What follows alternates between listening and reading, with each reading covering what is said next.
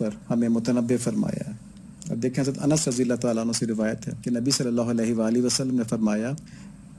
جسے آخرت کی فکر ہو اللہ تعالیٰ اس کا دل غنی کر دیتا ہے اور اس کے بکھرے ہوئے کاموں کو جمع کر دیتا ہے اور دنیا اس کے پاس ذلیل ہو کر آتی ہے، اور اس کے برعکس جسے دنیا کی فکر ہو اللہ تعالیٰ محتاجی اس کی دونوں آنکھوں کے سامنے کر دیتے ہیں اور اس کے جمع شدہ کاموں کو منتشر کر دیتے ہیں، اور دنیا کا مال یعنی دنیا جتنی اس کے نصیب میں ہے، جتنی اس کے مقدر میں ہے، اتنی اسے ملتی ہے۔ یعنی ہر وقت اگر وہ لگا رہتا ہے اس مقدر کو لینے کے لیے، اگر وہ آخرت سے غافل ہو اور اگر آخرت کی طرف متوجہ ہو، اللہ تعالیٰ کو راضی کرنے کی کوششیں کر رہا ہو، تو ساری دنیا جو اس کے مقدر میں ہے خود بخود اس کے پاس چل کر آ جاتی ہے۔ اسی طرح حضرت عبداللہ بن مسعود رضی اللہ تعالیٰ عنہ فرماتے ہیں کہ نبی صلی اللہ علیہ وآلہ وسلم نے فرمایا جو شخص تمام فکروں کو چھوڑ کر ایک چیز یعنی آخرت کی فکر سے تعلق رکھے گا، اللہ تعالیٰ اس کی تمام دنیاوی کام اپنے ذمہ لے لے گا، اور جو دنیاوی فکروں کے اندر مبتلا رہے گا تو اللہ تعالیٰ کو کچھ پرواہ نہیں ہے خواہ وہ کہیں مر جا کے مرے۔ تو یہ دیکھ لیں یہاں پہ بھی اللہ تعالیٰ نے اس کی مدد چھوڑ دی، تو جہاں اللہ تعالیٰ کی مدد نہیں ہوئی وہاں پہ تو پھر پریشانی ہے۔ اور پھر تیسری حضرت ابو ہریرہ رضی اللہ تعالیٰ عنہ سے روایت ہے کہ نبی صلی اللہ علیہ وآلہ وسلم نے فرمایا، اللہ تعالیٰ ارشاد فرماتے ہیں اے انسان تو میری عبادت کے لیے فارغ ہو جا، میں تیرا سینہ غنا سے بھر دوں گا اور تیری محتاجی کا دروازہ بند کر دوں گا، اور اگر تو ایسا نہ کرے گا تو تیرے دونوں ہاتھ مشاغل سے بھر دوں گا اور تیری محتاجی کا دروازہ بند نہ کروں گا۔ دیکھیں کرنے والی تو اللہ تعالیٰ کی ذات ہی ہے نا، یہ باقی سب تو اسباب ہیں، پھر کس چیز سے غافل ہیں کہ جو کرنے والا اسی کی طرف سے غافل ہیں۔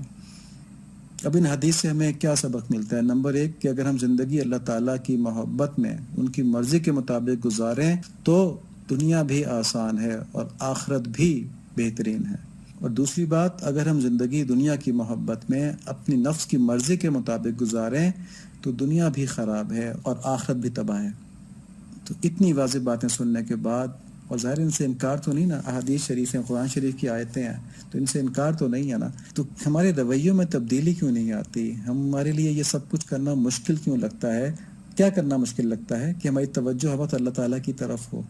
ایسا ہمارے ساتھ کیوں نہیں ہو پاتا؟ اس مشکل راز کو کھولتے ہوئے حضرت مجدد الافسانی رحمۃ اللہ علیہ اپنے ایک مکتوب میں فرماتے ہیں کہ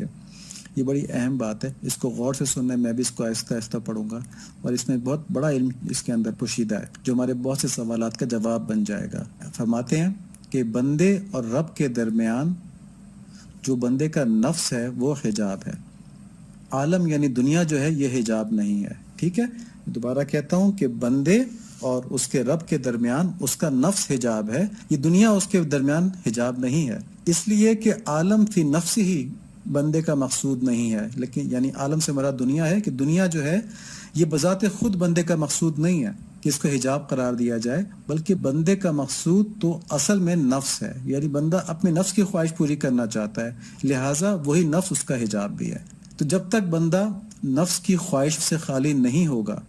اس کا رب اس کا مقصود نہیں بنے گا، اس کے دل میں خدا کی محبت نہیں سما سکتی، اور جب وہ محبت حاصل ہوگی یعنی اللہ تعالیٰ کی محبت، اسی وقت اخلاص ہوگا، تب بندہ اپنے رب کی عبادت اپنے نفس کے لیے نہیں کرے گا۔ تو اس سارے کا لب لباب یہ ہے کہ آدمی کا نفس جو ہے وہ اس کے اور اللہ تعالیٰ کے درمیان ایک پردہ بن جاتا ہے، کیونکہ نفسانی خواہشات جو ہیں وہ اس کو اللہ تعالیٰ کی طرف بڑھنے ہی نہیں دیتی، اور جب آدمی ان نفسانی خواہشات سے چھٹکارا حاصل کر لیتا ہے، اپنے نفس امارہ کو نفس مطمئنہ بنا لیتا ہے، تو پھر اس کے اور اللہ تعالیٰ کے درمیان سے پردہ ہٹ جاتا ہے، اور پھر دنیا بھی اس کو نقصان نہیں پہنچاتی، پھر ساری دنیا کی اچھی اچھی چیزیں اس کے لیے ہیں، پھر ساری لگژریز اس کے لیے، جو اللہ تعالیٰ اس کو دیں شکر کر کے اللہ تعالیٰ کو ان کو استعمال کریں۔ اب اس بات کو ہم سمجھنے کی کوشش کرتے ہیں کہ نفس کو اور دنیا کو کس طرح فرق کیا ہے یہاں پہ حضرت مجدد الافسانی رحمۃ اللہ علیہ نے۔ دیکھیں انسان دین کے احکامات سے جو بے اعتنائی ہے یا اس کی طرف جو غفلت ہے، صرف اس وقت ہی نہیں کرتا جب اس کے خیال میں دین پر چلنے سے اس کی دنیا کا نقصان ہو رہا ہوتا ہے۔ مطلب ہے کہ جہاں دین اور دنیا آپس میں ان کنفلکٹ آ جائیں، ایک کو لینے سے دوسرے کا نقصان ہو رہا ہو، تو ہم یہ کہہ سکتے ہیں کہ دنیا دار انسان جو ہے وہ دین کا نقصان برداشت کر کے کہتا ہے دنیا کا نقصان برداشت نہیں کروں گا، لیکن یہاں پر یہ بات کہی جا رہی ہے کہ ہر مرتبہ ایسا نہیں ہوتا۔ مثال یہ ہے کہ فارغ اوقات میں جب ہمیں کوئی کام نہیں ہوتا، دنیا کا کوئی کام نہیں ہوتا، حتیٰ کہ ٹی وی کے اندر بھی ہمارا دل نہیں لگ رہا ہوتا، مستقل چینل چینج کر رہے ہوتے ہیں، پھر بور ہو کے اس کو بند کر دیتے ہیں، تو ایسے فارغ وقت میں بھی ہم تلاوت نہیں کر سکتے،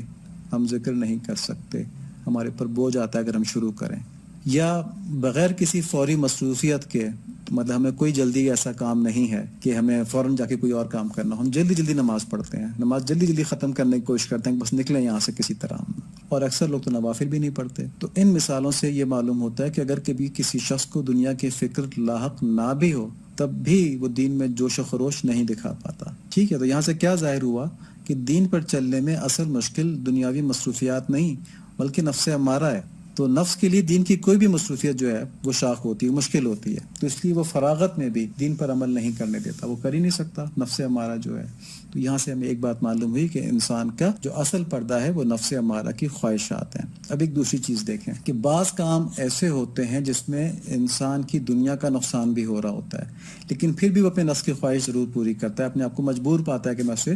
پورا کروں۔ اس کی مثال کے جیسے کامن مثال تو یہی ہے کہ شوگر پیشنٹس جو ہوتے ہیں ان کی اکثریت کسی نہ کسی طرح بدپریزی کر لیتی ہے، چھپ چھپا کے لوگوں کے منع کرنے کے باوجود، حالانکہ اس کو یہ معلوم ہوتا ہے کہ اس کو نقصان ہو رہا ہے، اس کی صحت تباہ ہو رہی ہے، لیکن وہ اس وقت میٹھا نہیں چھوڑ پاتے، وہ کھا لیتے ہیں، وہ نفس کی خواہش ہوتی ہے۔ ایک ڈاکٹر صاحب بتا رہے تھے کہ ان کے سامنے ایک جو ان کا دوست بھی تھا اور شوگر پیشنٹ بھی تھا، اس نے مٹھائی وغیرہ کھائی اور کہا کہ میں اتنی زیادہ پرواہ نہیں کرتا۔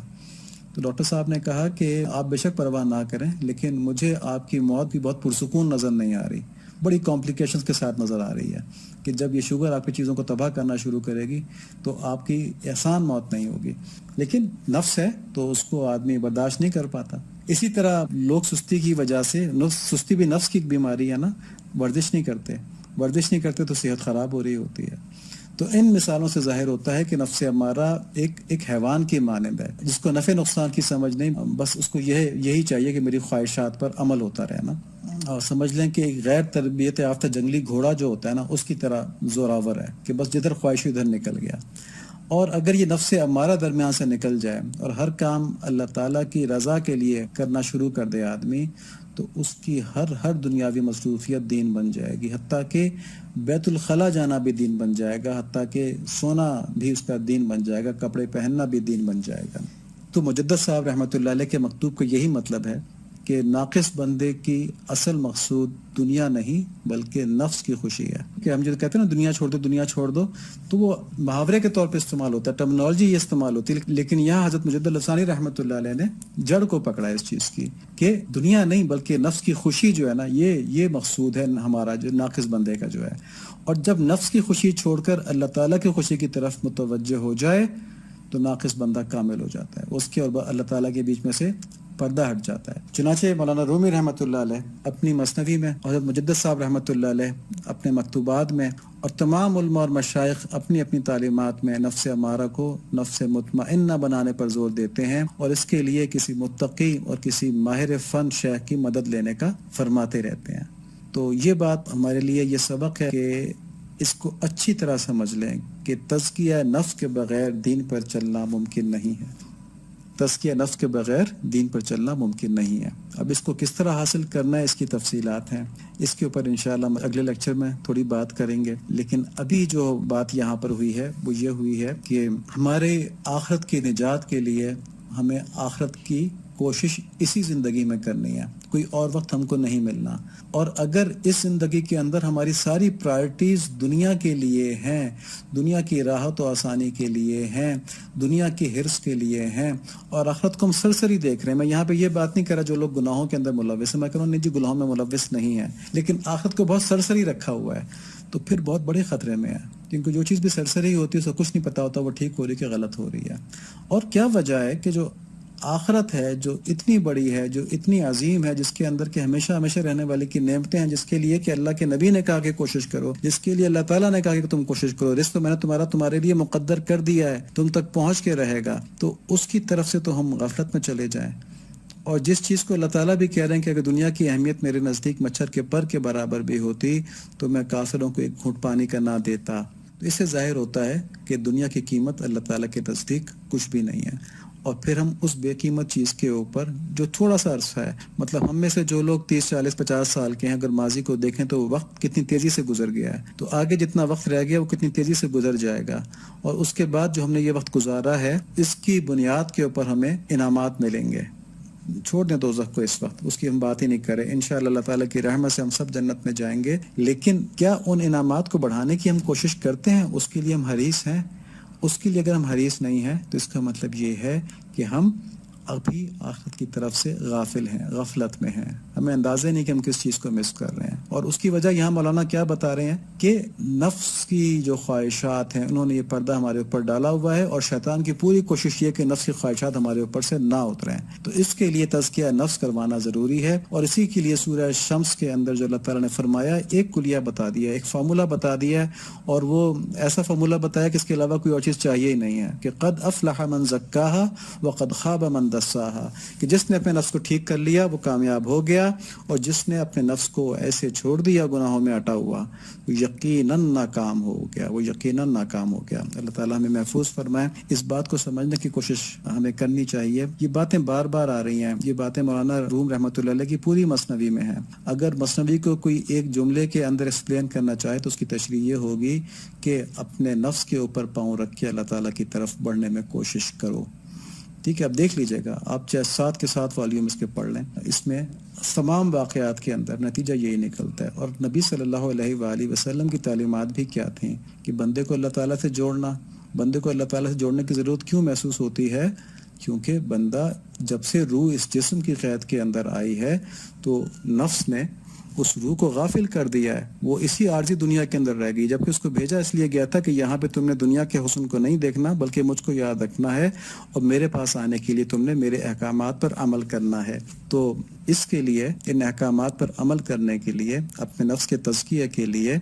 ہمیں ایک کوشش کرنی پڑے گی۔ اور اس کا پہلا اسٹیپ جو ہم نے پہلے بھی بات کی ہے وہ یہ ہے کہ اپنے نوافل کے اندر اضافہ کریں، اپنے ذکر اذکار کے اندر اضافہ کریں، اور اپنی وہ غلطیاں، اپنی وہ خطائیں جو ہم سمجھتے ہیں کہ ہم چھوڑ سکتے ہیں، ایک ایک کر کے، جیسے غیبت کرتا ہے نا کوئی آدمی، اگر تو وہ کہے جی غیبت سے میں نے بچنا ہے بس اب نہ، تو بے شک اس کو مہینہ لگ جائے اس سے بچنے میں، جہاں غیبت ہو رہی ہے وہاں سے اٹھ جائے، ایسے آدمی کی بات ہی نہ کرے جو کہ اس کو برا لگتا ہے، تاکہ اس کی غیبت نہ ہو جائے، اور ایسی مجلس میں نہ بیٹھے۔ اسی طرح اپنی ایک ایک غلطی جو چھوڑ سکتا ہے آدمی خود، اس کے اوپر غور کرے، اس کو چھوڑنے کی کوشش کرے، اور ساتھ ساتھ اپنے دل میں نور ڈالنے کے لیے اللہ تعالیٰ کی یاد، تلاوت قرآن، نوافل کا اہتمام، صدقہ خیرات کا اہتمام، ان چیزوں کا، اور جو اللہ تعالیٰ کے محبوب صلی اللہ علیہ وآلہ وسلم نے ہم کو مستحب اور نوافل بتائے ہیں، ان کے اوپر، جیسے اشراق کی نماز ہو گئی، یہ تو آج کل بڑی آسان ہے۔ ہاں، تہجد کی نماز جو لوگ پڑھ سکتے ہیں سردیوں میں آسان ہو جاتی ہے، تہجد پڑھیں، ولایتی کنجی ہے تہجد نا، تو ان کو معمولی نہ سمجھیں کہ نفل چھوڑ دیے تو کوئی نقصان نہیں، چھوڑ دیے تو نقصان یہ ہے کہ جو ان سے فائدہ ملنا تھا وہ فائدہ نہیں ہوگا۔ جو اللہ تعالیٰ نے فرمایا نا کہ نوافل کے ذریعے آدمی جو میرا قرب حاصل کرتا ہے تو میں اس کا ہاتھ بن جاتا ہوں جس سے وہ پکڑتا ہے، اس کے کان بن جاتا ہوں جس سے وہ سنتا ہے، جو اس طرح کی باتیں لکھی ہوئی ہیں آگے ساری، تو وہ قرب آدمی کو پھر نہیں مل پاتا۔ اللہ تعالیٰ ہم کو حریص بنا دیں آخرت کا، اور ان باتوں کو صحیح طرح سے سمجھنے والا فرما دیں، اور ہمیں اپنے دربار میں قبولیت نصیب فرما دیں۔ اللہم صلی علی سیدنا و مولانا محمد النبی الامی وعلی آلہ وصحبہ وبارک وسلم تسلیما کثیرا کثیرا۔